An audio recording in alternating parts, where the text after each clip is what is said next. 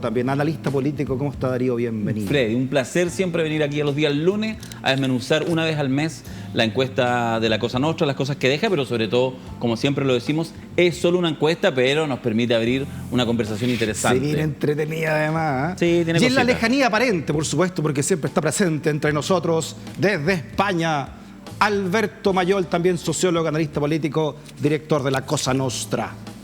Encuesta, ¿cómo está? ¿Qué tal? ¿Qué tal, Freddy? Un gusto saludarte. ¿Qué tal, Darío? No nos hemos visto hace mucho tiempo, tan cercanamente, así que un abrazo para ustedes y encantados de presentar una nueva edición de nuestra encuesta que ya se consolida mensualmente y que se consolida aquí como el único programa de encuestas que ocurre en nuestro país, así que estamos muy contentos. Ya, y como en mis tiempos lo demandaba el periodismo, vamos a hacer primero un marco teórico, ¿no? ¿Cuál es el marco teórico de esta encuesta? ¿En qué consiste esa metodología aplicada?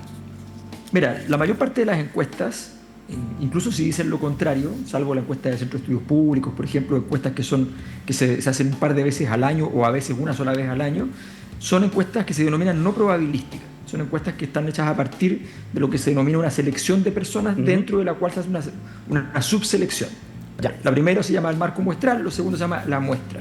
Nosotros trabajamos con un listado de población de 250.000 personas distribuidas en todos los niveles de cuotas que se llaman, que las diferencias sociodemográficas fundamentalmente son las que los determinan y proporcionales a la cantidad que hay en el país. Y a partir de eso seleccionamos 600 casos, ¿ya? Y lo fundamental aquí, la metodología siempre está en la calidad del cuestionario, la calidad de la muestra, la calidad de la aplicación de la muestra, que no se inventen casos, que es una cosa que pasa, y finalmente la calidad de las conclusiones. Esos son los 4 pasos fundamentales y nosotros esperamos cumplirlos siempre muy bien, a tal punto que somos la más precisa del sistema, a mucha honra. Y por eso están junto a nosotros también acá en stock disponible de Vía X. A 3 zonas, como tú decías: norte, Arica, Valparaíso, centro, Santiago, y sur de Rancagua hasta Puerto Montt, en esta muestra que comencemos entonces a analizarla, Darío. Sí, y hay una cosa que es súper importante decirlo, que a veces lo omitimos y la verdad que podría sonar a una descortesía, porque tú sabes que las encuestas necesitan algún financiamiento, si tienen que pagar, un trabajo de campo, etcétera.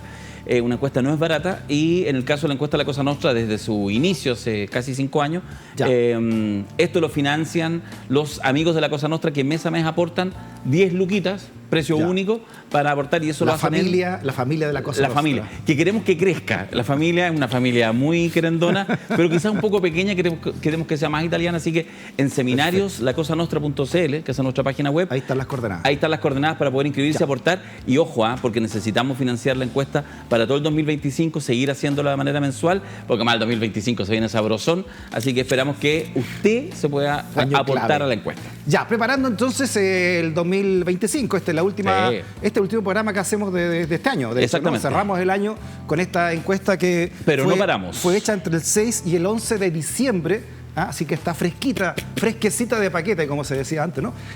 Mostremos un gráfico antes de irnos a corte para ver hacia dónde va este nuevo análisis de la Cosa Nostra. Por ejemplo, ¿qué expectativa tiene usted con la creación del nuevo Ministerio de Seguridad? Hacemos una pausa y y otros temas más comenzamos a desgranar en la encuesta de la Cosa Nostra junto a Vía X, stock disponible. No te vayas de la sintonía.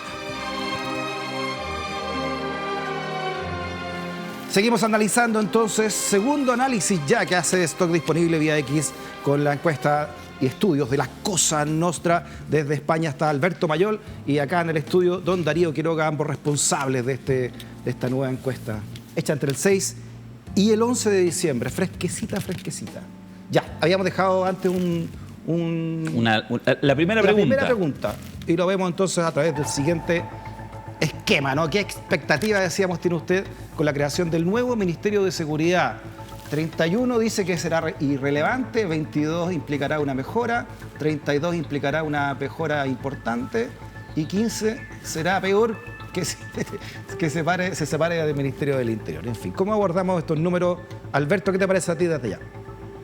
Mira, primero, cuando uno tiene una pregunta que es nueva, que no tiene antecedentes, porque el fenómeno es nuevo, el ministerio es nuevo, solo 6 países del mundo tienen, hasta el caso chileno, un ministerio exclusivo para seguridad, por tanto es un caso bastante extraño en general, pero es interesante que los datos nos muestran que habiendo divisiones y habiendo consideraciones, es un dato que no es tan mal para el gobierno. Es una iniciativa que nace, si uno mira el vaso cuánto se llena, más bien se llena que lo que se vacía. O sea, es una instancia relevante, saca más de un 30%, ¿ya?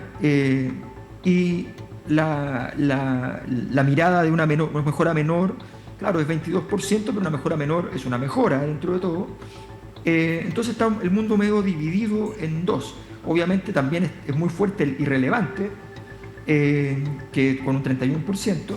Entonces, en general está partido un poco en dos el mundo, pero como los votos no están partidos en dos, sino que hoy día el gobierno más bien tiene una aprobación de orden del 30% y una votación del orden del 40%, más o menos, 42, 43%, bueno, la verdad es que no está tan mal. Dentro de todo es una idea que funcionó y logró concitar gente que está en otro sector. ¿Tú cómo lo ves, Darío? Sí, no, yo creo que lo que, de hecho, hemos conversado con Alberto, que esta, tal como dice, es la primera vez que preguntamos por la creación del Ministerio de Seguridad. Sabemos que esto puede estar recién creado a mitad de año del 2025, por lo tanto va a ser interesante cómo la gente va o aumentando su expectativa respecto a lo que puede hacer el Ministerio o va bajando, porque aquí lo que hay es una promesa que supone, digamos, lo que la gente percibe es que, bueno, si efectivamente hay un Ministerio de Seguridad será para algo. Yo creo que va a ser interesante ir haciéndole continuidad durante el 2025 para saber si la promesa más bien sube en valoración ciudadana. Perfecto. O por el contrario baja. Sí, en la vez anterior dijimos que el caso Monsalve lo cruzaba todo y Monsalve para todo iba a ser el primer gran ministro de Seguridad, ¿no? Venía haciendo esa cartera a través de la subsecretaría. ¿Le pegó también a esto, no? ¿Creen ustedes el escándalo Monsalve, el caso Monsalve, a la creación de un ministerio? No parece haber un efecto muy grande. Lo que pasa es que también tenemos que considerar que hay un porcentaje de la población que se informa de las cosas eventuales, que no es un porcentaje muy grande, seguramente afectó a ciertos nichos de mayor nivel de información respecto a los temas políticos, que están no solo atentos a los ministros que existen, sino a los ministros que podrían venir. Pero evidentemente esto en términos masivos más bien funciona solo, funciona si hay fe en la institucionalidad o no. Como hoy día hay poca fe en la institucionalidad, Perfecto. Es normal que salgan muchos puntajes negativos, sea lo que sea que uno cree. ¿Funcionará el ministerio de tal cosa? Siempre va a haber mucha gente que te diga que no. Lo que es interesante es que dentro de todo salva los muebles, que no deja de ser dado los tiempos. Sí, además y lo otro me imagino también que nos gusta en la ciudadanía es que con esto sumamos 25 ministerios, o sea, es un ministerio más, aunque sea el de seguridad, que es una prioridad, al menos así está instalado, que sea otro ministerio más. Aunque... Claro, cuando más la tendencia, me refiero en términos sí de lo que la gente percibe, lo que tenemos al lado de la frontera, mi ley como disminuyendo ministerios, entonces hay siempre un debate, a veces medio espurio, medio tontón, pero que pareciera que entonces hay como un énfasis de época que es como disminuir, que en el fondo es achicar el Estado. Perfecto. Este gráfico, ¿no? Y este análisis va muy de la mano del gráfico que viene ahora, ¿no? Que vamos a presentar ahora y que tiene que ver básicamente, y dice así: se comentó hace un mes que el presidente Boric haría un cambio de gabinete que finalmente no se realizó. Si usted fuera presidente de Chile, ¿habría hecho cambio de gabinete? Y aquí un 62% dice que sí y un 37,5% dice que no. Alberto. Claro, aquí entra agua al bote, ¿sí? Para los efectos del gobierno, porque... ¿Ya? Porque hay un 62%, o sea, por encima de lo que sería una votación exitosa de la derecha, muy exitosa de la derecha sería 55 puntos, y aquí estamos llegando a 62%, por tanto estamos frente a una visión que penetra incluso posibles votos para la izquierda y para el gobierno en general. Y se mantiene más bien en la órbita de la gente que está aprobando al gobierno, poco sobre el 30%. ¿Ya? Entonces, en el fondo, en esa lógica, podemos considerar que hay una visión bastante distinta a la que tuvo el gobierno respecto a la necesidad de un cambio de gabinete. No, evidentemente no es la única variable por la cual se evalúa un gobierno, pero toda una discusión respecto a cuál iba a ser el nuevo gabinete, que termina en una definición de que no hay cambio de gabinete, parece haber sido más bien una medida que enrareció el escenario, y aparece entonces evidente en la encuesta de que gana con mucha distancia la visión de una necesidad de cambio. ¿Eso es lo que implica, Darío, entonces, Sí, según dice Alberto? suscribo que, yo. Disculpa, que el 62,5% diga Sí. que un gobierno debió haber hecho un cambio de gabinete. O sea, sí, es nítido, es evidente, y yo creo que en la siguiente pregunta, que es la que yo creo que vale, es ver justamente, porque ahí además aparece un homicidio político, una muerte, una defunción, tenemos que hacer un requiem. En política no hay muertos, dice, Sí, dice el viejo dicho. yo te regalo que nos vayamos a la siguiente pregunta, porque ahí es donde aparece ya en términos ¿sí? concretos quiénes son los que deberían salir, e insisto, y ahí claramente hay un requiem.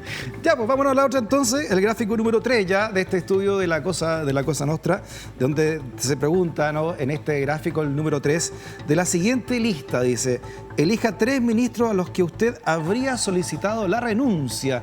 Y ahí están todos los ministros, más de 25, ¿cuántos ministros que hay ahí? Desde Carolina Toá Morales, que un 72% Brutal. de estos 24 ministros en ejercicio le están pidiendo que debió haber renunciado. Alberto. Claro, eso significa que de la muestra de todas las personas que contestaron la encuesta, las 600 personas que contestaron la encuesta, hay un 72% que en alguna de las 3 alternativas que tenía nombró a Carolina Toá. O sea, es un puntaje muy, muy elevado, muy por sobre el resto de los ministros, y siendo muy por sobre el resto de los ministros, además es un puntaje tan intenso que nos hace pensar que efectivamente lo que dice Darío sería exactamente así. O sea, estaríamos frente a una situación de no viabilidad del caso de Carolina Toá, que yo creo que ha hecho todo lo que se puede hacer y además lo ha hecho relativamente bien para salvar de la situación, pero el caso Monsalve le explotó directamente a ella encima, y esto es evidente. Tuvo el infortunio que le tocó a ella ser la que cargara esa problemática en primer lugar, y eso sencillamente le contagió la lepra, por decirlo así, y entonces la situación es muy, muy mala porque es un porcentaje brutalmente alto. Ahora, hay que decir que hay otros 2 nombres también que tienen puntajes muy altos, del orden un poquito más bajo del 50%, pero que también son puntajes muy, muy intensos, que son la vocera Camila Vallejo y la ministra de la Mujer, Antonia Orellana. Claro, Camila Vallejo con un 46% y Antonia Orellana 38% según esto. Aquí estamos haciendo un zoom con las 5 primeras mayorías en cuanto a que debieron haber renunciado, según la encuesta que ustedes realizan. Habíamos hablado de Orellana, también está Mario Marcel con un 26% y de Maya Fernández, ministra de Defensa, con un 24%. Estos son las 5 primeras mayorías en el peor sentido de la palabra. Eso es como uno siempre pensaría, oye, ¿en serio estoy en las 5 primeras mayorías? Sí, por desgracia sí, porque la gente quiere que salga. No, pero mira, fíjate que en esa gráfica, en el caso es absolutamente interpretable de Camila Vallejo, de Antonio Orellana, a mí particularmente no me sorprende tanto. Creo que efectivamente, en general, cuando a nivel de medición se mide el caso, por ejemplo, Camila Vallejo, una ministra comunista, sabemos que desde el tiempo del liderazgo estudiantil tiene una animadversión importante en sectores de la derecha, por lo tanto tiene siempre un pasivo más o menos alto, casi cualquier evaluación. Algo similar, si bien no es del Partido Comunista, con Antonia Orellana, porque claro, con sus posiciones feministas, ha sido de alguna manera, más allá de su gestión buena o mala, pero evidentemente genera pasiones adversas y en también sectores le pegó el caso conservadores. Monsalve. Exactamente. A ella también, ¿no? Pero yo quiero seguir haciendo foco, porque me parece que el 72% de Carolina Toá, que no tiene esos pasivos, no está en posiciones de izquierda, digamos, no quiero decir más extrema, porque no es extremo ni el Frente Amplio del Partido Comunista, pero más corrido hacia la izquierda, en su posición moderada, efectivamente lo que uno podría decir ha sido un relativamente buen trabajo como ministra del Interior. Sí. Recordemos cuando ella llega a los 6 meses del gobierno reemplazando a Esquiasiche, a los pocos meses le trajo oxígeno al gobierno, fue la templanza, etcétera, y desde ahí incluso empezó a crecer la opción presidencial. Pero le ha golpeado tanto, y aquí a veces en política la cosa es así, le ha golpeado tanto el caso Monsalve, que a mí me llama la atención que a esta altura el partido todavía, ojo, hoy, lunes, miraba en la mañana, todavía haya políticos de fuste que piensen que tiene todavía alguna opción presidencial, cuando estos números, que un 72% hay entre sus 3 opciones, puesto que debiera salir, esto implica gente de la propia coalición, implica gente probablemente incluso del socialismo democrático que dice tiene que salir. Y esto yo creo que es fatal. Que mi duda es que hay un concepto en comunicación que se ocupa también en marketing, que se llama el top of mind, que son aquellos nombres que tú tienes en la cabeza y que lo dices de manera involuntaria o voluntaria pero que están ligados a algo repentino. No sé, si tú te preguntan una herramienta, tú dices martillo. Si te preguntan un color, dices rojo, ¿no? Y aquí estoy viendo que las tres primeras mayorías también son ministros que están en la primera línea de la comunicación, en la primera Gabinete línea político. de la información, por lo tanto es fácil que el gatillo diga quién, ¿no? Ya, Toá, Vallejo, Sí. Orellana, por todo lo que sabemos, ¿no? Marcel. Pero mira, Pardo, con todo el escándalo yo que a esta altura ha sido el manejo de las cuentas de la luz, Pardo ya ni siquiera aparece en las cómicas aquí, ¿no? 5% apenas. Y pareciera ser que sirve más estar en el segundo o tercer asiento del bus Bueno, que estar en la primera, porque es muy buena hay reflexión. gente aquí que tiene 1%, 3% que no ni siquiera es conocido. Claro, es que probablemente no están... Ojo, Mira los hay que están al final. Hay que entender que este listado lo que hace es mostrar quiénes debieran salir del gabinete, no una buena valoración. El que poca Claro. gente vote por ti para salir no implica que tengas buena valoración, probablemente eres intrascendente. Pero fíjate que hay una reflexión implícita de lo que hace que yo creo que no dejaría pasar. No es, a mi juicio, menor que las tres primeras ministras sean ministras mujeres de un gabinete político muy golpeado por los desacuerdos internos, por el desajuste, donde hay otros nombres, estoy pensando en el jefe del segundo piso, estoy pensando en otros nombres, hombres, que no aparecen y que dejaron un desaguisado gigante. Ya lo hablamos en su minuto, cómo estas tres ministras pagaron un costo político por ser parte del gabinete, del gabinete político del presidente, cuando muchas de ellas, por ejemplo Vallejo y Orellana, ni siquiera tenían idea en las primeras horas de lo que había pasado con Monsalve. Alberto. Sí, yo agregaría una cosa, Freddy. De los 5 nombres primeros, hay 4 que son del comité político. O sea, son 4 nombres que además están en la responsabilidad central del gobierno. Eso es bastante relevante. Esto es muy, muy importante. Porque además hay nombres, por ejemplo, Antonio Orellana, tú dices el top of mind. Antonio Orellana recién apareció en el sistema. Y por tanto, haber llegado a esa posición es al mismo tiempo un mérito y un demérito. Llegó al top of mind, pero llegó fundamentalmente posicionándose en una situación más bien incómoda. Y eso, cuando tú estás recién naciendo como líder político y tu primera experiencia en política te deja mal parado, es un mal predictor de futuro. Camila Vallejo tiene para mostrar una larga trayectoria hacia atrás, con éxitos, que pueden morigerar su situación. Carolina Toá también, pero Carolina Toá ya le tocó una vez tener que cargar con el muerto en la práctica, que fue con el caso SQM, donde ella se tuvo que llevar el conflicto, la problemática del PPD con SQM, ¿ya? Se la tuvo que llevar ella y no aquellos que habían hecho, la verdad, los acuerdos. Era la presidenta del partido. Era la presidenta del partido y le dijeron, tome la guagua, la guagua del bebé Rosmarie, digamos, no otra, y vea qué hace con ella. Entonces, ya le ha tocado esta situación y desgraciadamente le toca por segunda vez y es muy difícil sacarse entonces de encima un caso en el cual ella ha tratado de sacarse de encima el asunto, pero no ha podido. Ahora, la política, como ustedes bien lo saben, ¿no? Y nos han explicado aquí, es tan sinuosa que el grado de conocimiento es un valor importante, ¿no? Que las personas tengan un grado de conocimiento, Sí, al menos pero, como piso. Sí, pero también... Porque acá hay ministros que nadie los conoce, nadie, son ministros importantes. Pero Juan Carlos Muñoz, 0%. No, claro. Nadie lo quiere sacar porque puede ser, como tú decías, Alberto, no porque sea bueno, sino porque nadie lo conoce, intrascendente y está en una cartera importante, además, ¿no? Sí, como es transporte. cierto. Pero ojo que el tema del nivel de conocimiento hoy en el mundo de redes sociales y todo, la emergencia de liderazgo muy rápidamente, nadie te conoce, a los 6 meses puedes estar disputando, o sea, piensa lo que pasó en la gobernación metropolitana hace un mes atrás. Digo que en el fondo a veces hay situaciones que te pueden encumbrar rápidamente. No, yo creo que habría que tener ojo. En el caso, fíjate, de Carolina Toá, déjame solamente cerrar el comentario, es una interpretación, esto no es lo que dice la encuesta, pero es interpretable, que yo creo que sería momento que ella misma se encargara que dejaran de promocionarla como figura, como candidata presidencial, y quizás lo que sí puede hacer Carolina Toá, que tiene varios talentos, es seguir a cargo del Ministerio del Interior, es liderar el proceso de división de ambos ministerios y cerrar eventualmente el gobierno en marzo del 2026, quizás siendo una jefa de gabinete como ministra del Interior. Oye, que la permita posicionar para el futuro. A propósito de eso, antes que pasemos a la otra gráfica, ese primer ministro de Seguridad que va a haber, o ministra, no sabemos quién es. No, Cordero, ya está. Sí, usted se la juega por Cordero, ya. ¿Qué importancia va a tener también en la política y en vista a que podría empezar a ser considerado, ¿no? Imagínate que le vaya muy bien a una persona a cargo de la seguridad del país, que haría súper bien aspectado, ¿no? Para una potencial carrera presidencial. Si es que eso es posible.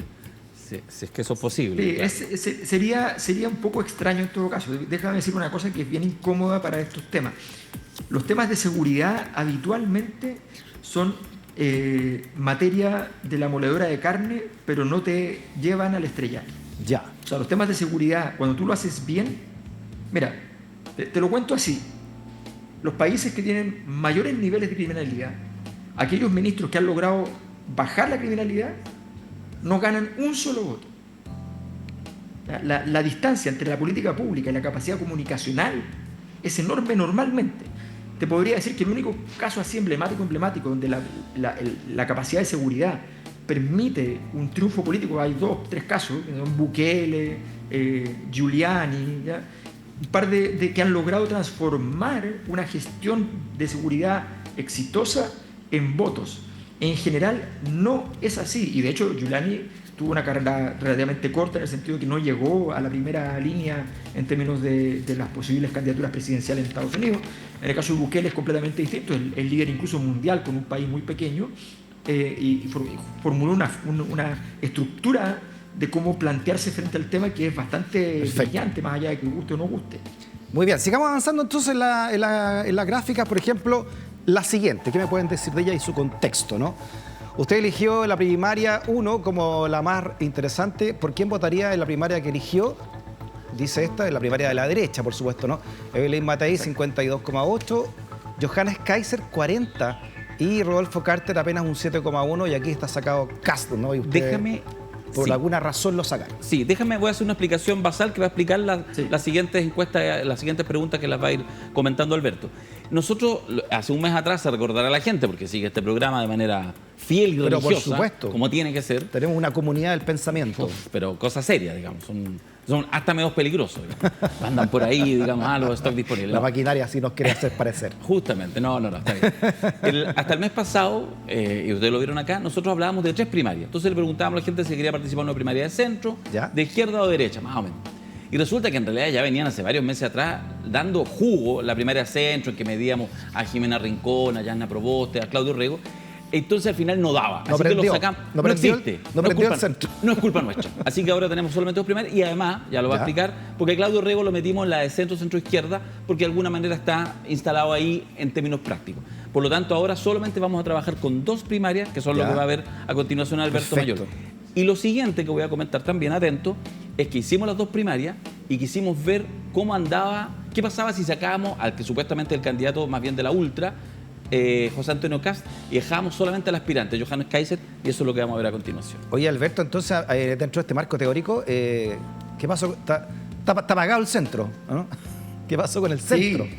Sí, no, el centro, toda la gente lo señala como la aspiración más importante, pero no tiene los liderazgos, no tiene la fuerza, no tiene la atracción, no tiene los rivales, además que es muy importante en una situación como esta, y por tanto tenemos 2 grandes primarias, pero ojo, lo que hicimos fue un escenario más realista todavía de lo que teníamos. Ahora tenemos 2 primarias, que son probables que ocurran, tenemos además después una primera vuelta, ¿ya?, y luego tenemos la segunda vuelta con los ganadores de la primera vuelta. Entonces tenemos ya todo el campo abierto y partimos con la primaria de la derecha, que está aquí con Johannes Kaiser, Evelyn Matei y Rodolfo Carter. Oye, y además el centro no tiene credibilidad, pues si Jimena Rincón dice que es de centro ya top, porque es fácil ubicarse uno mismo en un lugar. Sí, pero ni así. No agarró. Oye, ya, y es interesante el resultado. Vamos entonces con el resultado que deja fuera Kast por este metodología de que ustedes hacen. Va a entrar en primera vuelta. Lo entramos en primera vuelta porque seguramente él no va a ir a la primaria, entonces por eso lo sacamos. Muy bien. ¿Qué significa entonces que Evelyn Matei tenga un 52,8 y que Kaiser tenga un 40,1? ¿Qué pasó con los votos acá? Tremendo resultado. ¿Ya? Tremendo. El nuevo Golden Boy. El nuevo Golden Boy. Es el Golden Boy de la derecha. Sí. El de la ultraderecha. Es lo que hay. O sea, es lo que hay, no nos culpen a nosotros. Pero que efectivamente, sacando Kast en esta primaria, dejamos a Carter y dejamos a Kaiser. Todo se va a Kaiser e incluso tiene una capacidad, yo creo, probablemente de crecimiento, incluso por el tema de nivel de conocimiento. Cuando Kast va para abajo, Kaiser va para arriba. Y que esté en esta virtual primaria, en este invento de primaria, 3 bandas, entre Evelyn Matei, que por supuesto lo gana con un 52,8, y Rodolfo Carter con un 7,1, ya no hay opción. Ni si le sacamos a Kast, sube Carter, y en cambio es Johannes Kaiser, como dice Alberto, el Golden Boy de la ultraderecha. Alberto. Que tiene 5 años de experiencia en política y con suerte. Ya, y esto puede ser, aquí hay dos interpretaciones. Uno, que Johannes Kaiser tiene mucho que crecer, o la otra, que Kast ya está quemando aceite, ¿no? Sí. La candidatura. Ambas. ¿Cuál creen ustedes Ambas que es cosas. más factible, Alberto? No, tiene que ir quemándose Kast para que crezca Kaiser, eso es sí o sí cierto. Lo que no sabemos, efectivamente habría que hacer un estudio más bien cualitativo para eso, es saber si los atributos de Kaiser son propios o son más bien de las debilidades del sistema. Ya, perfecto. ¿Y tú cómo lo vean? Sí, o ¿Tú sea, también crees que tocó techo Kast y que Kaiser puede seguir creciendo? lo de Kaiser me parece interesante. Fíjate que lo comentaba hace algunos días atrás en algunas conversaciones. En general ha habido una cierta compulsión de los liderazgos de derecha y de ultraderecha de buscar los símiles. Los símiles podrían ser entre 4 y 3. Trump, Bolsonaro, que ya viene caída, Bukele y Milei, sobre todo estos últimos dos. Entonces, por ejemplo, Carter ha hecho la estrategia de tratar de ser Bukele, y por eso se fue a El Salvador y toda la cosa. Rojo Edwards, que ya ni suena, trató de ser Milei, etc. Y fíjate que en el caso de Johannes Kaiser es Johannes Kaiser. Va con su atrevida ignorancia, no tiene idea ni de lo que habla, etc. Sí. Y está ahí, se instala y funciona. ¿Y por qué eso funciona? es Si interesante. no tiene, como tú dices, un discurso muy intelectualmente preparado, ¿no? Quizás porque... Bueno, quizás sabemos porque- todas las barbaridades que dijo mientras era youtuber. Quizás que porque había tiene mujeres una que identidad le más- hacían un favor si las violaban, por Sí, ejemplo. porque yo creo ¿Por que qué? efectivamente interpreta un cierto sentir más chileno, sin filtro, así como medio campechano, pese a que él no lo es. Yo creo que hay una, pero insisto, habría que hacer un estudio más cualitativo Ya, para sin ver filtro cuáles son significa los- sin razonamiento, porque Bueno, sí, claro. hablar sin filtro es hablar sin razón. Bueno, eso es. Pero fíjate, mira, hay una cosa que es interesante preguntarse. Yo creo que hay varios fenómenos, no solamente el de Johannes Kaiser, que nos indican una de dos cosas posibles nomás. Que este tipo de liderazgo se enfrenta a los últimos estertores, el último aliento de ese tipo de liderazgos, o si viene una renovación de los liderazgos basados en esta tipología, horadando a aquellos que nosotros veíamos como las formas de liderazgo del futuro. Ya. ¿Ya? Entonces es interesante preguntarse si es la punta de lanza de un futuro, una cabeza de playa, o si es el canto del cisne de esta Perfecto. forma de liderazgo. Es una gran pregunta porque las dos cosas, en ambos casos, podrías tener un crecimiento exorbitante. El canto del cisne significa el último gran grito y por tanto, por ejemplo, cuando tú a una barra brava le aplicas una política de seguridad exitosa, lo que ¿Ya? hace la barra brava normalmente en los últimos días, cuando ya no puede más, es generar algún asesinato para poder hacer caer la política pública. Normalmente les funciona porque los políticos no entienden nada y entonces renuncian cuando van ganando. Entonces, pero efectivamente esa es la estrategia. ¿Ya? El Ay, último sí. aliento tú lo das con todo, como la persona agónica también hace lo mismo, se levanta ese día justo súper bien, Sí. no le da la energía y se cae, o eventualmente es una cabeza de playa que ganó esta perspectiva, esta mirada, Ujú. y puede tener un futuro importante. Hoy hay un pensador argentino que parece que también está radicado en España, Stefanoni. No sé si tú lo has leído ya, que tiene un libro que habla de la nueva rebeldía. Lo sacó hace Sí, un año, un par de sí. años. Y ahora en la nueva rebeldía, ¿por qué los jóvenes se están yendo a la ultraderecha? Es precisamente porque este discurso no políticamente correcto, que tiene que ver con el machismo, que tiene que ver con la antiinmigración, la xenofobia, etcétera, es la forma ahora de ser rebelde. Sí, po, y eso efectivamente ha ido creciendo. Pensando en Kaiser, me refiero, Sí, ¿no? claro. Por eso es que ha ido creciendo y hay que mirarlo con atención, aunque pareciera ser todavía, porque hemos hablado de Kaiser, no nos perdamos de vista, la primaria esta virtual la ganó Evelyn Matei, es que pareciera ser que si bien es un fenómeno creciente, todavía no tiene capacidad para Perfecto. poder articularse y ser mayoría en este país, insisto, es lo que pasó en la segunda vuelta. Tenemos al que irnos gobernador. rápido a la otra, pero el tema Matei, porque también fue muy analizado este fin de semana. Ahora Matei, sin municipalidad, en fin, ¿cómo va a mantener o podría mantener Matei su estadía dentro de la política, de la conversación política? Y ustedes, Sí. ¿cómo la ven también con este 40%, Alberto? Nosotros hicimos un análisis especial para esto, ¿ya? Y lo que hicimos fue un análisis de consistencia interna de los votantes. O sea, qué tan consistentes son los votantes de cada una de los liderazgos principales, de Bachelet y de Evelyn Matei. Y resulta que nos da que Evelyn Matei tiene un bajísimo nivel de consistencia, lo que significa que ha sido capaz de penetrar públicos muy diversos, pero que está más expuesta a los ataques. Porque un ataque no va a encontrar un nicho fuerte Ya. de un 5, un 10, un 15% de su electorado que la Perfecto. defienda a rabiar. Ya. Entonces, está susceptible, pero tiene más capacidad de penetración. Ya, vamos a compararla después con Bachelet a Matei, pero es interesante también verla en este contexto de una primaria de la derecha. Vámonos con la otra primaria, entonces, como ustedes explicaron, que sería la primaria del oficialismo o del progresismo. Si tú elegiste entonces esta primaria, ¿por quién votarías en la primera primaria que elegiste? Y de ahí Bachelet, que sigue diciendo que no va a ser candidata, 35,4%. Bodanovich se queda en un 29,3%. Toá, 19,8%, y luego Claudio Rego, que ustedes lo ponen acá también, con un 15,5%, Alberto.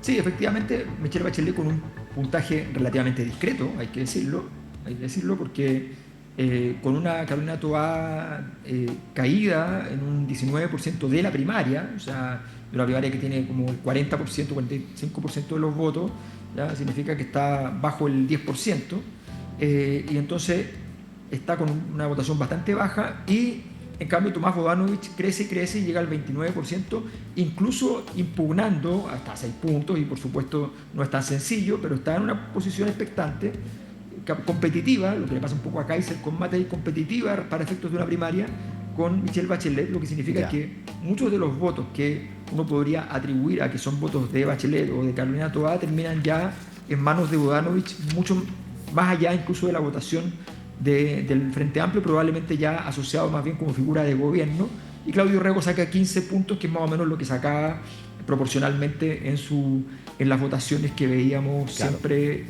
cuando lo teníamos aparte. Oye, y entonces si no existiera Bachelet ahí como candidata, eso 35% que sigue siendo importante, creo yo, para alguien que sigue asegurando que no va a ir a una primaria, ¿qué haría más para Bodanovich o qué haría más para Toá? Bodanovich. Se lo lleva Bodanovich. Yo sigo sosteniendo. Nosotros tenemos una pequeña diferencia aquí con Alberto, lo estuvimos conversando el fin de semana, cuando estábamos tabulando los resultados, mirando.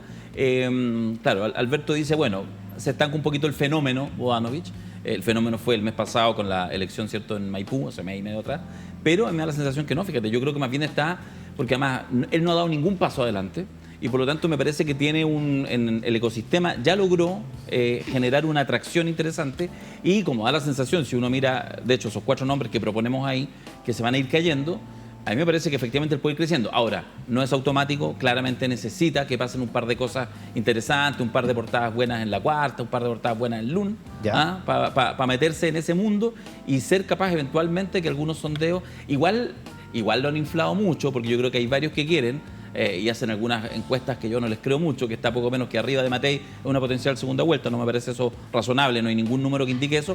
Probablemente hay ganas de que él entre rápidamente al ruedo para empezar a gastarlo. Pero yo tengo la sensación, sigo manteniendo la sensación, que Tomás Bodanovich, en la medida que se mantenga en el lugar que está, y tenga un par de jugadas buenas, va a terminar siendo candidato presidencial. Esa es mi tesis. Disculpa, voy a decirlo rapidito porque sé que estamos con poco tiempo, pero de verdad estoy muy en desacuerdo, ¿ya?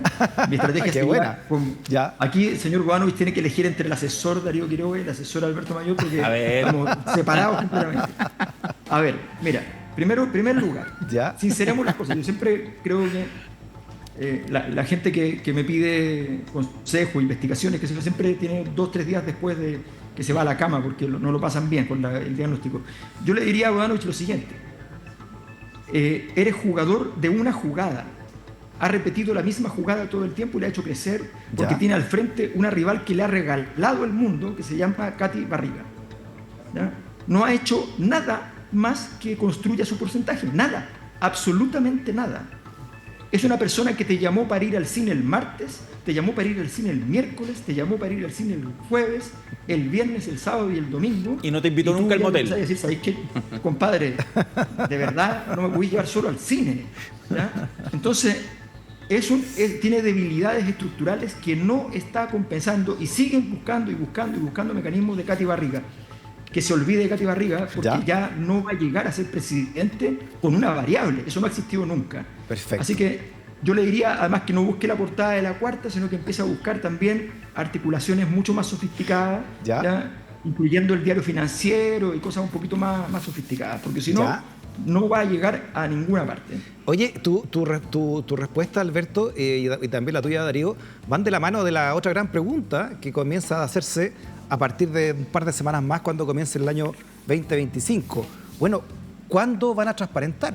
Porque del lote, de este lote, a diferencia del lote de la derecha, de los 4 hay uno solo que ha transparentado, que es Claudio Rego, que le gustaría ser presidente, pero de los otros 3, ninguno, ¿no?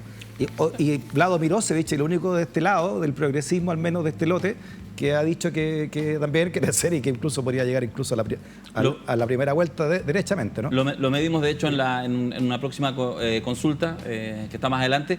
Pero mira, en realidad no es pecado no transparentar, porque uno tiene que ver cuándo le conviene y cuándo no le conviene. De hecho, es el gran problema de Evelyn Matei, que quería retrasarlo y ya lleva casi un año candidata. Pero son decisiones legítimas. ¿Cuándo debiera entonces, en beneficio de este lote llamado progresista, debieran ya transparentar, crees tú, Alberto, entonces el día, porque esta carrera es corta también, ¿no?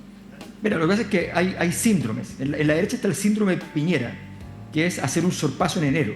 Es como que consideraron que la jugada que hizo Piñera en su momento con Lavín hace 20 años atrás, 25 años atrás, ya fue tan genial, tan espectacular, tan increíble, que entonces hay que repetirla cada vez. Y andan buscando siempre cómo dar el sorpaso a última hora, que lo hicieron con el caso de Sichel en la vez pasada y terminó siendo una gran catástrofe para la derecha, ¿ya? Porque esa elección la ganaban tranquilamente con un candidato de centro-derecha.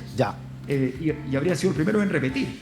Entonces, honestamente, creo que hay muchas fórmulas distintas y hay mucha gente que se le pasan pajaritos por la cabeza y hacen cada locura. Yo creo que en general los candidatos que vienen con más fuerza, si son ratificados debidamente, con los rituales adecuados, normalmente llegan cómodos a la elección. Es buena esa elección, porque acordemos que Lavín lo tuvieron más de un año en los matinales y ya saturó, digamos, ¿no? Y le podría pasar lo mismo a Evelyn Matei, quizás, ¿no? Si va por el mismo lado, ¿no? Interesante. Pero hay razones estructurales que afirman. Sí. Ya. Vamos a otro gráfico también, ¿no? Sí, para ver las dos primarias. Están buenos los gráficos.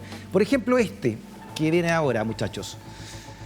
Esto dice, como usted sabe, antes de elegir presidente, cada sector realiza unas elecciones primarias. Supongamos que el próximo domingo se celebran estas elecciones y al ir a votar, usted decide en cuál primaria quisiera estar, ¿no? Y cuál son las siguientes primarias a usted le resulta más atractiva. Estos son la derecha, los consolidados. 54, y la de, vamos a hacer el rondeo ahí, y la del progresismo, 45. La derecha sigue claramente, casi 10 puntos, ¿no?, de diferencia entre la derecha y el progresismo en una primaria. Sí, y estos resultados, fíjate, más allá de los nombres que uno defina, tienden en los últimos meses, que venimos haciéndolo todos los meses, son muy consistentes. Es decir, esa diferencia más o menos de 8 puntos, entre 8 o 9 puntos en la definición presidencial, y que es un poco lo que Alberto señalaba hace un minuto, tiene que ver mucho además con Evelyn Matei y con esta capacidad, digamos, de penetrar otros mundos que lo ubica más allá de lo que hablábamos de Kaiser, de Kast y de otros incumbentes, muy sólida en la derecha, y eso arrastra, y la verdad que todavía, independiente de los nombres que van surgiendo, hemos visto que van surgiendo nombres, la propia Bachelet, Bodanovich, parece ser que todavía no están las condiciones para dar vuelta al partido en lo que podría ser como la previsible triunfo de la derecha en la elección presidencial, cuando ya falta, ahora sí, menos de un año. Sí, pues 11 meses, ¿no? 11 meses.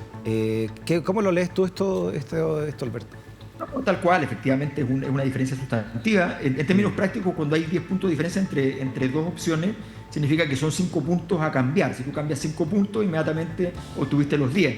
Entonces, en el fondo, pero es una tarea titánica, 5 puntos es enorme, y no se ha visto estructuralmente, hace bastante rato no se ha visto movimiento. Hubo un momento en medio del pic del caso Hermosilla, donde efectivamente hubo una pequeña baja, pero no suficiente para ser muy significativa, y después se normalizó, porque el caso Hermosilla pasó a segundo plano, y recordemos que normalmente la política de opinión pública, existe un solo tema principal y todo lo demás queda en segundo plano. Oye, es poco tiempo entonces para esa brecha de casi 10 puntos. Es poco. Menos de un año. ¿Qué tendría que hacer aquí el progresismo, yo, para poder acortar brechas, si quiere realmente? Rezar. Sí, es que hay mucho agnóstico en ese sector. Sí. Ahora tenés que aprender a rezar.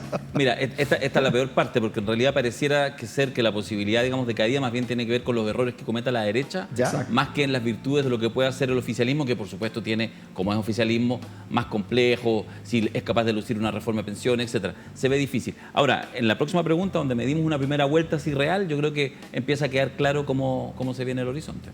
Perfecto. Hoy, antes de seguir, queremos dar un agradecimiento, que no estamos vestidos así por casualidad, ¿no? Usted, don Darío Quiroga, esa chaqueta y la queda a la perfección. Y agradecimiento grande, grande, grande, precisamente a extragrandes.cl por la chaqueta, ¿no? que nos prestaron para estas noches.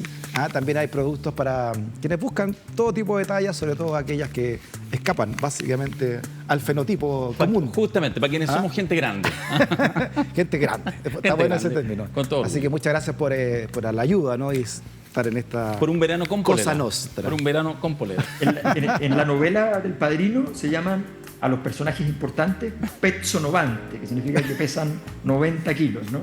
Está buena esa, pezzonovante. Pezzonovante. Sí, de ahí para arriba. Muy bien.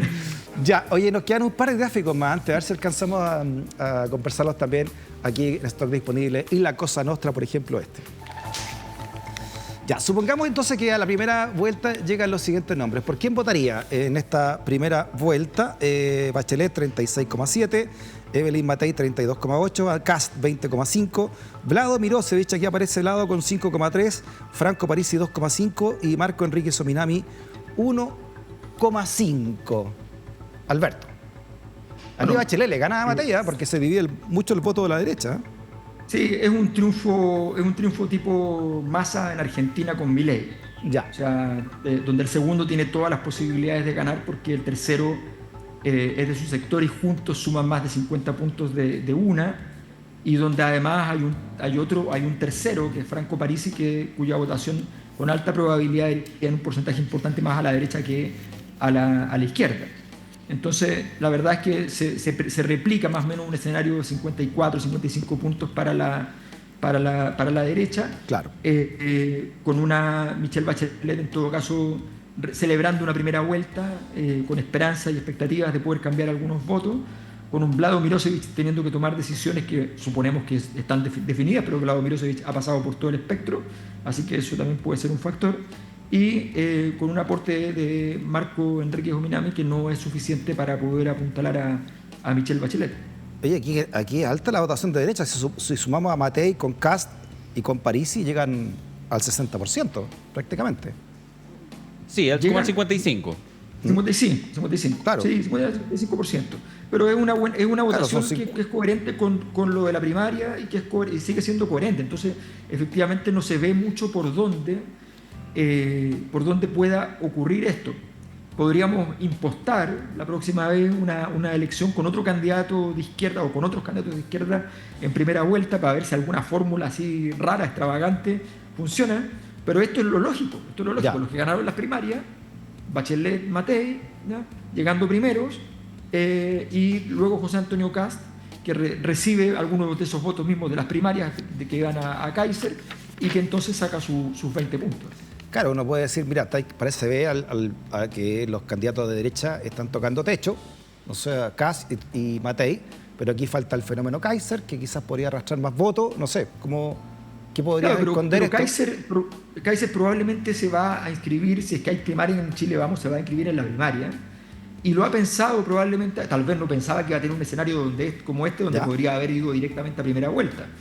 Tal vez lo repiensa, tal vez se sale y se va, no lo sé, pero creo que sería una jugada bien difícil y en cambio a él sí le conviene mostrarse en la primaria muy fuerte y quedar como heredero de una coalición como Chile Vamos, que todavía mantiene cierta atracción y que ve a republicanos ya más debilitados. Mañana vamos a entrevistar a Carlos Larraín y su candidato Pancho Rego no está en estos panoramas o no en estos paisajes todavía. No concursó.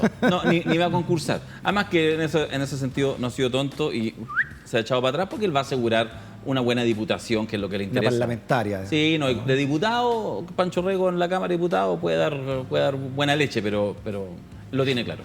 Muy bien. Oye, terminemos con esta comparación que habíamos prometido entonces entre Bachelet y Matei, ¿no? Y que encierra esta torta que ustedes traen. Supongamos que ambas pasan a segunda vuelta y por quién votaría y está dentro de todo peleado, creo yo, ¿no? Para Bachelet señalando que no va, ¿no? Pero claramente ahí los guarismos dan de ganadora a Evelyn Matei. Claro, esta pregunta ha sido muy exitosa en muchas predicciones porque te manifiesta el voto seguro, que obviamente es muy importante tenerlo sólido, en este caso con un 47,6% para Evelyn Matei y un 36,8% para Michelle Bachelet, y luego el voto probable. El voto probable, efectivamente, la mayor parte de ese voto termina en la misma candidatura, pero es un voto que puede ser impugnable. Si vemos que Evelyn Matei tiene un 9,9% de voto probable y 47,6% de voto seguro, con el puro voto seguro prácticamente ya está lista. Claro. Entonces la verdad es que sus probabilidades hoy día de ganar, salvo errores propios, salvo cambios de escenarios radicales, salvo terremotos políticos que puedan afectar eventualmente y que pueden ocurrir con la arista Chadwick, Piñera y compañía, que podría deteriorar la relación con la derecha. También hicimos un análisis de las crisis que más afectan a cada sector político, y las crisis que más afectan a la derecha suelen tener que ver con el empresariado.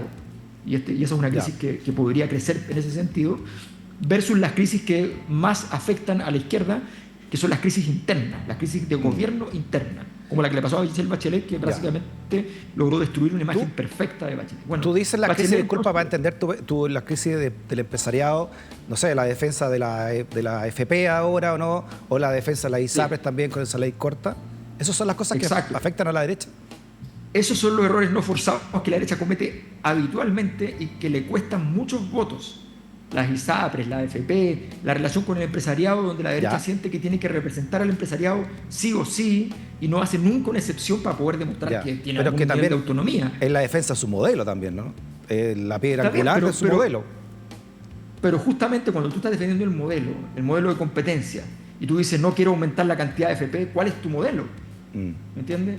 Entonces, la derecha tiende a defender tal como está la estructura del empresariado. Y nunca cuestiona nada. Le pusiste el caso de la Polar por delante, que era un regalo, porque si lo entregaba no pasaba nada, y nunca lo entregó. La empresa tuvo que quebrar, destruirse, autodestruirse, no importó. La derecha siguió defendiendo. Entonces eso le ha generado crisis, y nosotros lo que vemos es que esas crisis son las que más le afectan de acuerdo al modelo matemático que hicimos.